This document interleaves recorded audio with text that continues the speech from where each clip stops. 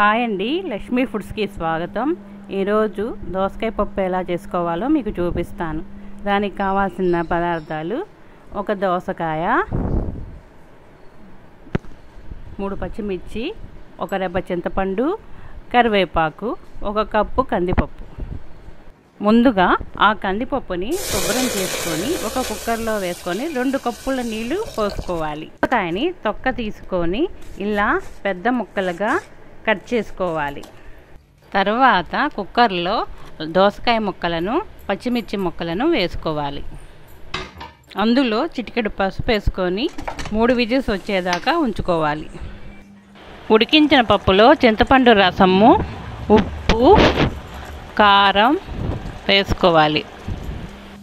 పప్పులో పోపు కోసము ఒక బాండీలో నూనె వేసుకొని అందులో ఎండుమిర్చి, ఆవాలు, జీలకర్ర, ఇంగువ, కరివేపాకు వేసుకొని కలుపుకోవాలి. తున్న పప్పులో మనం వేయించుకున్న పోపుని వేసుకోవాలి. అంతేనండి, రుచికరమైన దోసకాయ పప్పు రెడీ అయిపోయింది. So please don't forget to like, share and subscribe to my channel. Thank you.